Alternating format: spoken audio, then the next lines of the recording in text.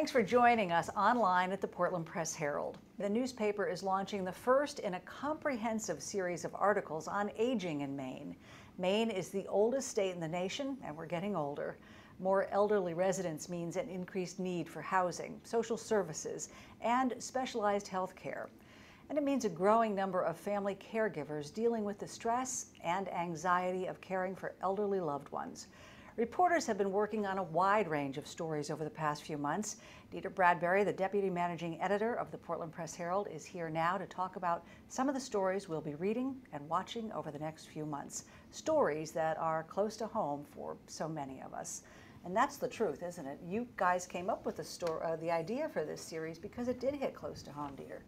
That's true. We were aware of the demographic trends that are out there, familiar with those statistics, but at the same time, in our own newsroom, we were seeing some very personal experiences of our staff members who have elderly people in their families who are dealing with some of the realities of working with their parents or other loved ones who are elderly and having some serious problems with health care, access to services, transportation. And you don't realize what I hate to use the word burden, but in so many respects it is a burden. This is when you're a middle-aged person or a younger person trying to take care of an elderly relative who has a lot of issues. It's a tremendous amount of work, and it's very stressful.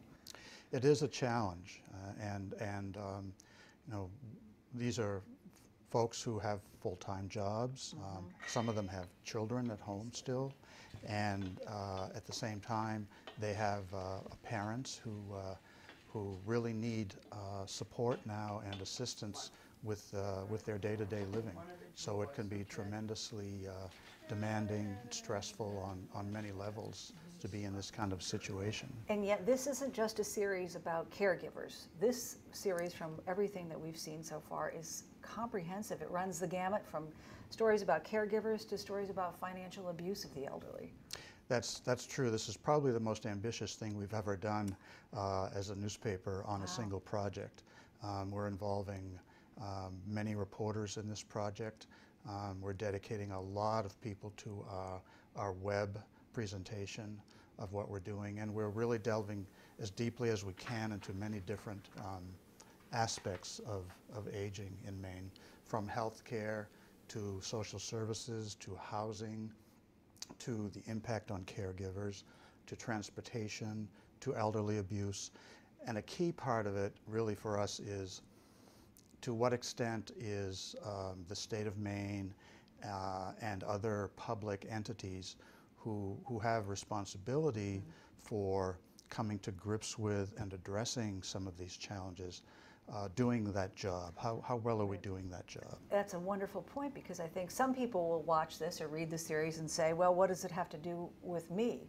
But the impact of this graying population has a lot to do with all of us here, no matter how old we are. It does, and I would say especially to young people, just because you're a young person doesn't mean you won't be affected in some way by this. One aspect of the demographic situation in Maine is that we, on a percentage basis, have fewer people under the age of 45 than any other state. And that means that the folks who are elderly now and getting older are going to have needs that are going to require people who are younger to become involved in either the funding of programs through payment of their taxes, or the providing services in the way of jobs that support the needs of elderly people. One of the major jobs that we're seeing coming down the road in Maine is home health care.